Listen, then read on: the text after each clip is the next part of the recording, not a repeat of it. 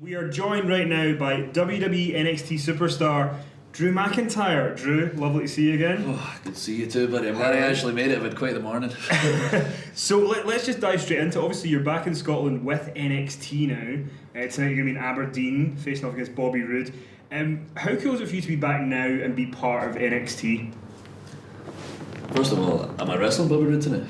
Well, it's been released as a card, so... Okay, because I've heard about 4 different matches, and as you know in this job, you don't believe anything until it actually happens. So if I have Bobby Roode tonight in Manchester, that's pretty awesome. So, I'm excited about that. I've had a crazy morning. I've not slept yet, but that's part of the job and part of my life I've lived the past few years. So the last time I was here, I wrestled Kane for the world title, and tonight I'm wrestling Bobby Roode.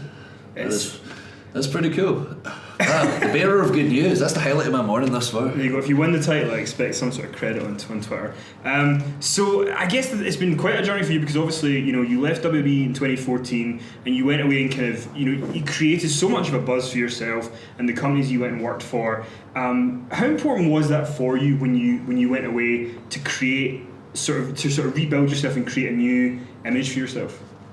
The goal was just show the world what I could do, and hopefully they would respond positively. I had a clear vision in my head of who I was and what I could give, and all the lessons I'd learned over the years, especially my time in WWE from my mentors like Finlay and Rigo, etc. And I had a very clear plan of going back to ICW, Insane Championship Wrestling in Scotland, and getting my mission statement out there of who I want to be. And from there, just steamrolled. People gave me opportunities, believed in me, gave me a platform, and I was able to knock it out of the park. And in today's social media age, you're able to take the fans on the journey with you all across the world. And hopefully I created a template just for other guys to show there is opportunities out there. You can go out there, you can do your own thing, you can build yourself, you can rebuild yourself, you can create a whole new image for yourself. And I'm living proof. And the time was right to come back together with WWE and NXT, and I'm absolutely buzzing for the future. And I'm buzzing to face Bobby Roode tonight since it's actually official. And if it changes, I'm coming for you.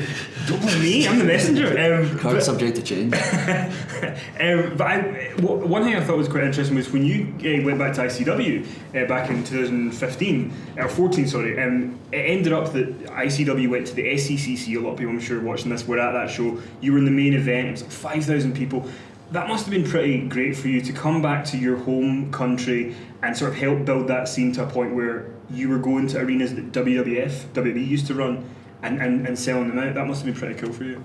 It's absolutely crazy just to watch the growth of everywhere, in America with the Evolve, and over here just the UK scene in general. Just the way it's grown over the past few years has been ridiculous. And WWE is going to keep going no matter what. It's cool to be part of the machine. You're part of the biggest brand, and that's a dream, but to actually make a difference to all these companies and help grow these companies. And ICW, there was 1,500 people the night I came back, and at the Hydro, which is the same building the WWE do, we had over 7,000 people. We had Finn Balor show up and hit me with a pipe, and it was the biggest independent show of all time. And it's ridiculous where the UK scene's at right now, and currently NXT's on the tour, and with the roster we have and the buzz everyone's got on the roster and how good they are, and with the UK fans, it's an absolute match made in heaven. I'm excited for all the guys and girls on the roster just to see the UK crowds.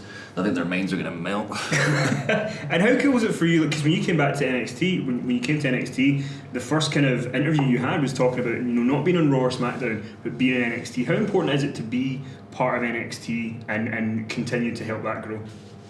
That was like the only place I wanted to go. Like when it came to my next move, I didn't sign my contract. I had to make a decision for my family's future, and in my head I was kind of hoping NXT. I've always kept in contact with William Rigo, as I say, he's one of my mentors. Always gives me advice, always has. And then I guess Hunter had spoke to him and wanted a conversation. We had a conversation, and my mind was already made up before we talked. But after we talked and I heard what he had to say, I was buzzing to become part of the brand. And like you say, my goal is always to how can I help the brand, how can I elevate it. When you've got NXT, which is already established, selling out arenas, what can I do, what can I bring to it, how can I add a little Drew to it and try and pull it up, because that's what I want to do. And the only thing I could see was that guys on the roster, as well as the fans, were referring to moving to Raw and SmackDown as moving up. I didn't like that, because NXT is such a, like, in my opinion, the best show. And I wanted to change that perception and have everyone stop saying moving up, because it should be eventually that we're going to maybe switch brands, that's inevitable, and get opportunities elsewhere, but eventually in the superstar shakeup I want to see it as Raw, SmackDown and NXT, because that's what NXT deserves. It's not a downgrade, it's exactly the same level, and I want everyone else to see it as that and start putting it across as that, because it can change perception. It should be seen that way. Well, if anybody can do it, I'm sure it's going to be you. I want to ask you very quickly about The Undertaker, because obviously The Undertaker maybe had his last match at WrestleMania in Orlando, and it was a very emotional scene for everybody who was there. But when you were in WWE the first time, like, you were very young and you got to work with The Undertaker. What are your sort of favourite memories of him, and thoughts on the match in Orlando, maybe his last one? Well, memory-wise, given I say mentors, he was somebody that Vince McMahon told me, listen to The Undertaker and only The Undertaker, and that was, crazy to get told this guy's going to be taking care of you. So I learned a lot from The Undertaker. You can't help but learn from The Undertaker if you have a conversation with him. But yeah, actually getting to wrestling, I wonder if I get time for a funny story. You know this story because we've told it before, but sure. I don't know if the Facebook fans know this story, so I'm going to call it Wade Barrett. So once upon a time, I was wrestling The Undertaker on SmackDown, the biggest match of my career, one of the biggest top highlights of my life, and Wade was doing NXT Season 1.